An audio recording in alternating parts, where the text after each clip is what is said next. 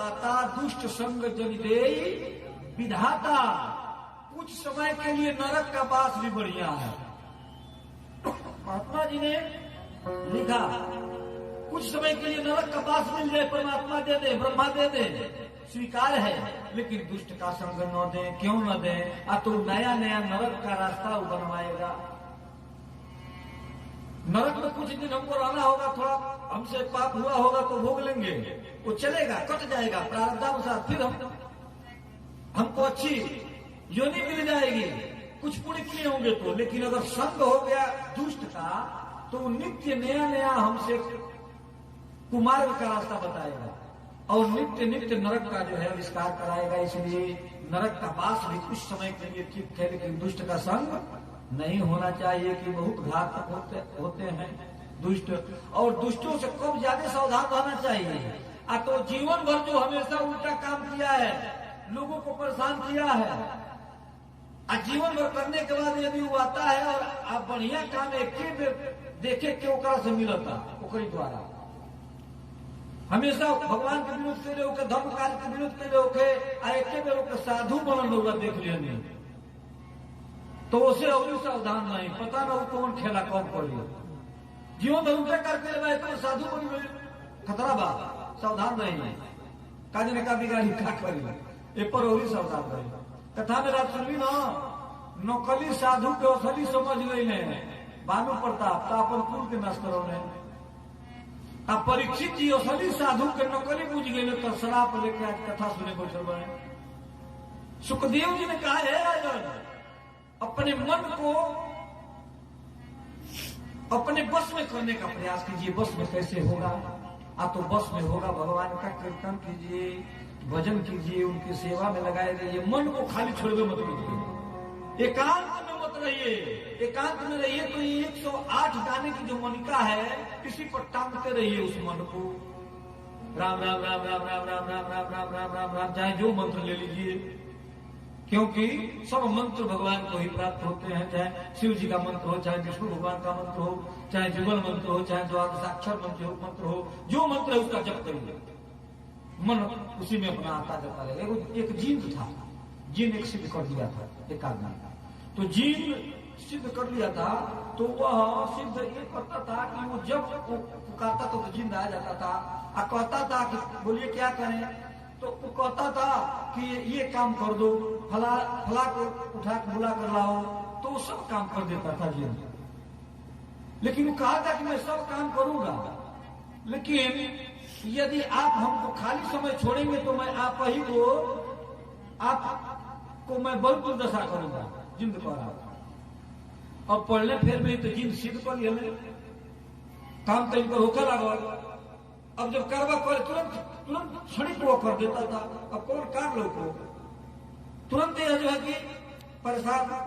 अब कहा किए गए अपने गुरु जी के पास, कहे कि गुरु जी हम लोग फांसी में पड़ गए बने, तो कहा जिन सिद्ध कर ले बने, अब वो काम बताओ तो तुरंत ने वायु वेग से जाके कर देता, वायु जन में चलेगा और तुरंत खाली हो जाता। आया होता तो फिर उनको परेशान करता और कहता कि अगर ना काम बतेबो तो ही के मुंह आई, तो क्या करी हम गुरु हो। गुरु कहने कि वो काम करता का तो इतने बात खातिर घबरा गए। हाँ, घबरा वाला बात नहीं है। कहले कि अपनी घरवा की अगवा एगो बांस गाड़ी गया और जब वो कार करके आवे अब पूछे कि अब क्या करी, तो कह दो कि बांसे को चढ़ा उतरा। गुरु जी कहने की बांसों को चढ़ा उतरा, और जब चढ़ा उतरता है उसके बाद जब काम होता फिर कह किधर आओ तो कहा तो वो काम करो, और जब को क्या पूछे कि अब क्या करी तो कहेंगे यही पर चढ़ा उतरा। बच गए मैंने गुरु जी की मंत्र से। वही दशा है इस मन की। मन जब खाली रहेगा तो दुर्व्यसना में जो है जा करके फंसेगा, जहां मतलब नहीं है वहां जाएगा, वहां भटकेगा, वहां है? तो इस मन को जब खाली मत छोड़िए। आप जब खाली हो तो राम राम राम राम कहिए, आज जब कार्य कर रहे हैं तो ठाकुर जी की सेवा कर ही रहे हैं। यही एक साधन कैसे है, तो उनका नाम ही है कृष्ण। और कृष्ण के नीचे जो आकार रो बना हुआ है भी, वह जी क्या है? तो वह बंसी जिस तरह से मछली पकड़ने वाले जो पहले थे वो बंसी जो उसको कहा जाता था और उसका आकार भी वैसा ही रहता है। उस बंसी में चारा लगा करके आटे का और पोखरे में चाहे तालाब में डालते थे तो मछलियां चारा आकर खाती थी और फंस करके आ जाते थे। ठीक वही बंसी वाला जो री है वह इनके नाम में लगा है। और जो इनके नाम का दीवाना हो गया उसको एक बार ले लिया, उसको पकड़ लिए, मछली की तरह से फंसा लेते हैं। बलात् जो है अपने भक्त के मन को आकर्षित कर लेते हैं। और इनके पास भी एक बंसी है, जो उससे बच जाता है वह बंसी के तान को छेड़ करके बुला लेते हैं। ऐसे भी जो बच जाता है इनका नजर बड़ा कटीला है और उस नजर के जो है कि कटीले नजर से जो है बुला लेते हैं। किस तरह का है? अरे जादू भरी तेरी आंखें किधर गई, जादू भरी तेरी आंखें किधर गई, जादू भरी तेरी आंखें किधर गई, जादू भरी तेरी बाबा हमसे वाली की गाना उठा रहे हैं। अब लगवा कटोरी वारी वारी छतियन से, कटोरी वारी वारी छतियन से उतर गई, जादू भरी तेरी आंखें किधर गई, जादू भरी तेरी आंखें किधर गई, जादू भरी तेरी आंखें किधर गई।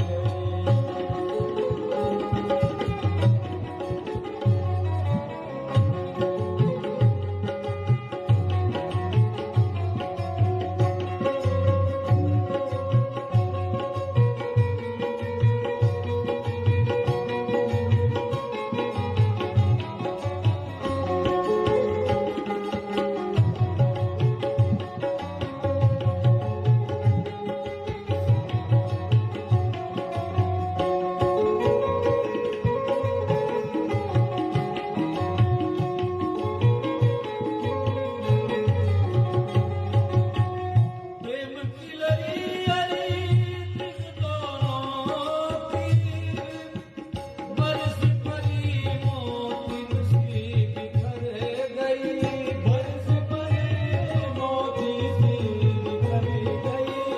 प्रेम की लड़ी अरी दोनों की, बरस परी मोती सी बिखर गई, बरस परी मोती सी बिखर गई, जादू भरी तेरी आंखें किधर गई, जादू भरी तेरी आंखें किधर गई, जादू भरी तेरी आंखें हो गई, जादू भरी तेरी आंखें किधर गई। नैनों की कटारी वारी वारी छुई छुई छतियन से उतर गई, नैनों की कटारी वारी वारी छुई छुई छतियन से उतर गई, जादू भरी तेरी आंखें किधर गई, जादू भरी तेरी आंखें किधर गई, जादू भरी तेरी आंखें किधर गई। उनकी ठाकुर जी की सारी व्यवस्था मधुर है।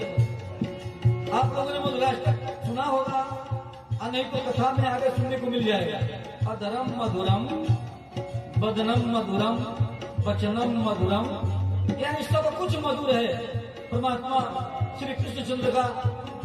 और जब मधुर है तो किस अदा और छटा से नहीं अपने भक्त के मन को खींच लेंगे। अब पल पल का डरत नहीं तारे, अब पल पल के डरत नहीं तारे, अब पल पल का डरत नहीं तारे, अब पल पल का डरत नहीं तारे, दीन छोड़त जनो जान निकल गई, दीन छोड़त जनो जान निकल गई, जादू भरी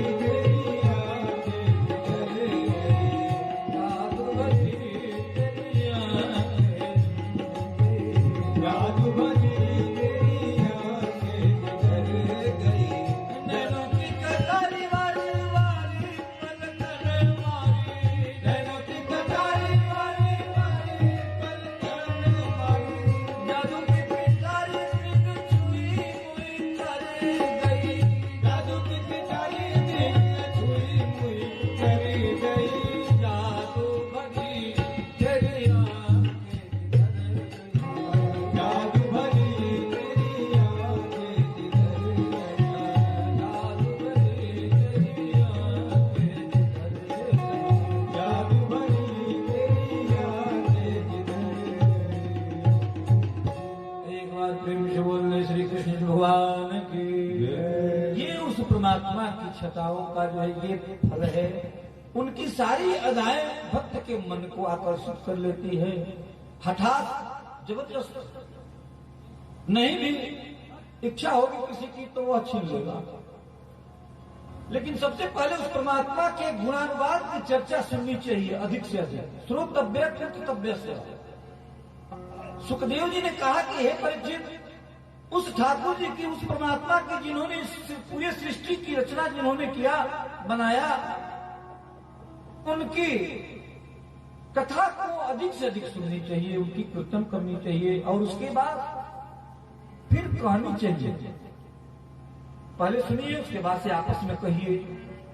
इससे उनके मन में जो है उनके प्रभाव का, उनके स्वभाव का क्या हो जाएगा, बोध हो जाएगा। और जब बोध हो जाएगा तो उनके हर लीला पर विश्वास हो जाएगा। और जब विश्वास हो जाएगा तो जिस तरह से प्रहलाद जी ने खंभे में अपनी भक्ति को पुष्ट करके दिखाया और खंभे से प्रहलाद जी ने परमात्मा को प्रकट करा दिया और वह नृसिंह भगवान के रूप में भगवान प्रकट होकर के और प्रहलाद जी को बचाए। ये होना चाहिए, परमात्मा के प्रति विश्वास इस तरह से होना चाहिए। एक जना रहने नास्तिक, जीवन में कबो भगवान के मन में न करे। उनकर संगतिया एक दिन का भई, उनकर बगलिया टो दिए में तो बगलिया में देखल है तो माला के झोरी है, जब माली माला जब जला निकल गए। पूछले कि ये तू तो भगवान के मन में ना कर हई माला काय खातिर रखले बड़ा बगली में। कहले कि देखिए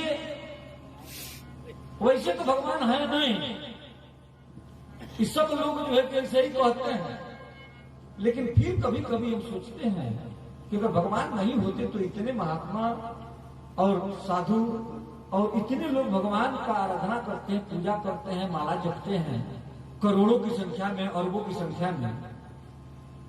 कहीं हो सकता है कि कहीं वो भी हो। तब तो अगर नहीं हम मानते हैं तो हमारी दुर्दशा करेंगे। कहले कि जो हमारी दुर्दशा करी है हम नहीं मानत तो ऐसे हम धो ले बानी, वैसे हम माने नहीं ना है भगवान तो नहीं की, लेकिन ऐसे हम ले बानी मलबा कि कबो कबो एकांत में जप ले लें कि कहीं अगर निकल गए भगवान अब पूछिए हो जा तो बड़ी मार पड़ी हमारा, तो कम से कम मलबा जप ले लें।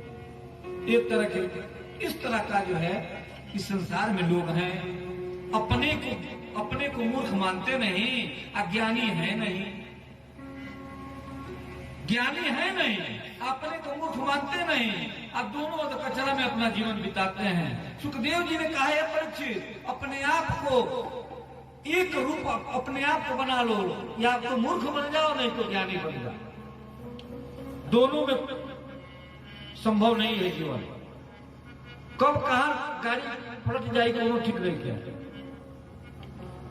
तो उन्होंने कहा विश्वास हो, क्योंकि जब तक विश्वास नहीं होगा तब तक प्रीत नहीं होगी। तुलसी बाबा ने लिखा कि जाने बिनु न होई परती,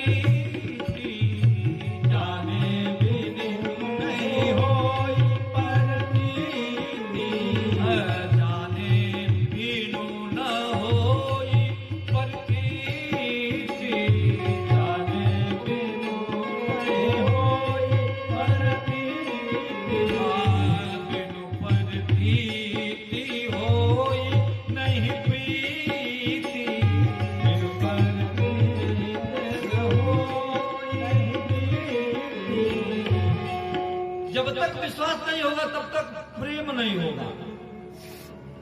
इसलिए प्रतीत विश्वास पहले करना है, और प्रतीत कब हो गया तो जानेंगे परमात्मा को तब। तो जानेंगे कैसे? तो उनकी कथा संत महात्माओं से सुनेंगे बार बार, और कथा जब सुनेंगे तो उसमें ये भी सुनेंगे कि परमात्मा मिलते कैसे हैं। आप मिल ही न रघुपति अनुराग,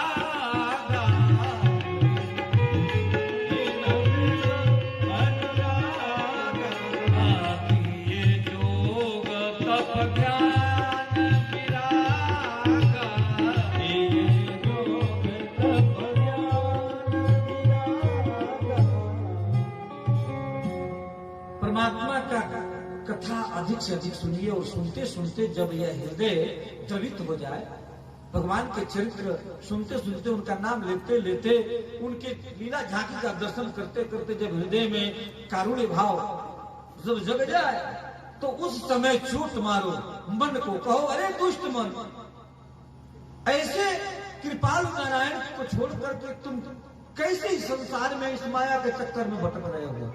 जन्म जन्मांतर जब जब 84 लाख की जोनी में तुम गया, तब तब तुम अपने भोग विलास के जीवन में ही बिताया।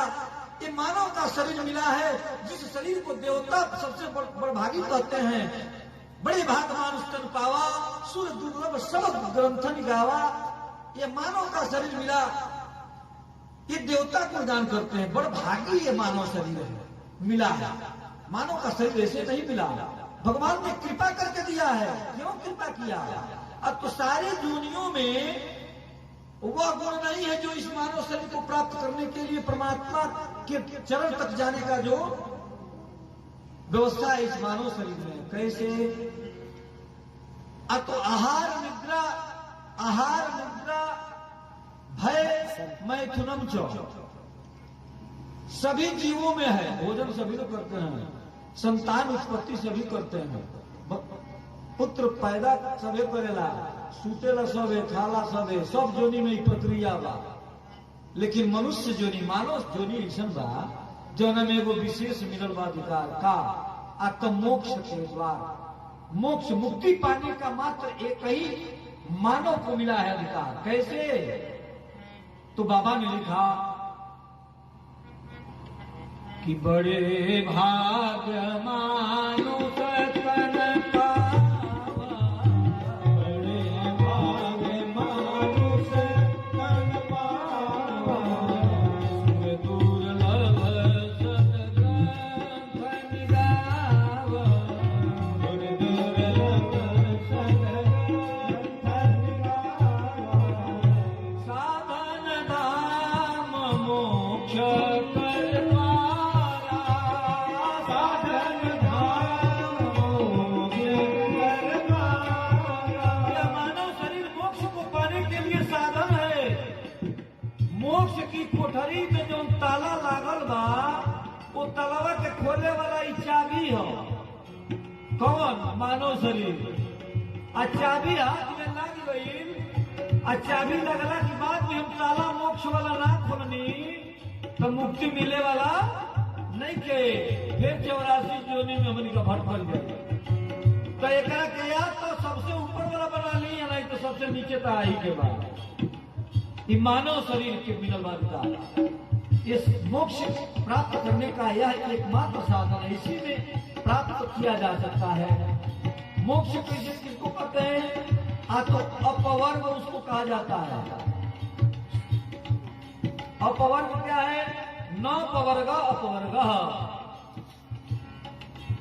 जहां पवर्ग नहीं है, पवर्ग कहा जाता है। प फ ब भ म, ये 5 अक्षर प वर्ग में आता है। तो जहां प वर्ग न है वह अपवर्ग। तो वर्ग कहां नहीं है? तो मोक्ष जब हो जाता है तो वहां वर्ग नहीं है।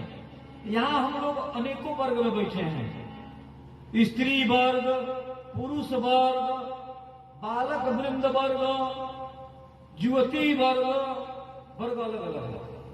सबका वर्ग यहाँ जो है, कलाकार वर्ग, यहाँ पर भेद है अलग अलग पहचान का वर्ग का। लेकिन वहां पर जाने के बाद सारा वर्ग मिट जाता है, सभी एक हो जाते हैं।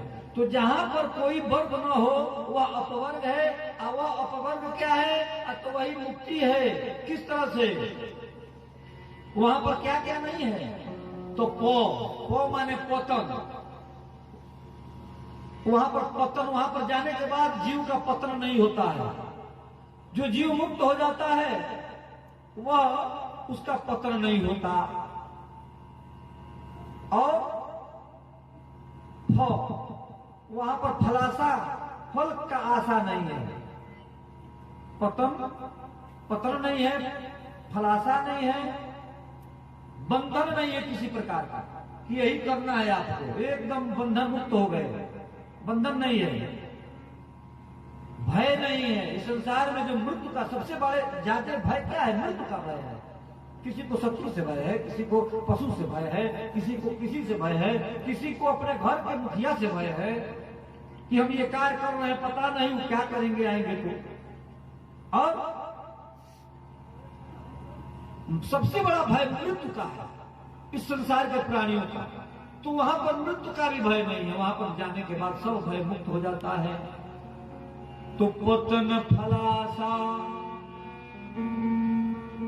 पतन फलासा बंद भया, मृत्यु जहां पर नाही, अपोफ मोरही तो सो अपवर्ग का। जहां पर ये नहीं है वही अपवर्ग है, अर्थात मोक्ष हो गया, वो मुक्ति मिल गई। सुखदेव जी ने कहा, हे राजन, घबराने की बात नहीं है, इस मन को समझाओ। तुलसी बाबा ने कथा जब कहना शुरू किया और अहिल्या जी का उद्धार भगवान ने कर दिया, अपना चरण का रज स्पर्श करा के, परसत पग पावन शोक नसावन, प्रकट वही तब कुंज सही। उस चरित्र की कथा जब तुलसीदास जी कह रहे थे तो उनका हृदय द्रवित हो गया। जब हृदय द्रवित हो गया तुलसी बाबा का, तो वो अपने मन को कथा सुना रहे हैं, अपने मन को कथा सुना रहे हैं। जब द्रवित हुआ तो उन्होंने कहा कि ऐ दुष्ट मन, क्या तुम भावुक हो रहे हो? क्यों यहाँ पर क्या भावुक हो रहे हो? अभी यहाँ से निकलोगे तो तू अपनी वाली करने लगोगे, यहाँ पर रो रहे हो भगवान का चरित्र देखकर, और यहाँ से जब हटोगे तो तू अपने दुनिया में लग जाओगे। अरे दुष्ट मन, ऐसे रघुनाथ जी को छोड़ करके तुम कहाँ जाओगे? तुलसी बाबा ने कहा, दोहा वहां पर दिया गया, कितना बढ़िया सूत्र है कि अस प्रभु दीन बंधु हरि, कारण रहित दयाल,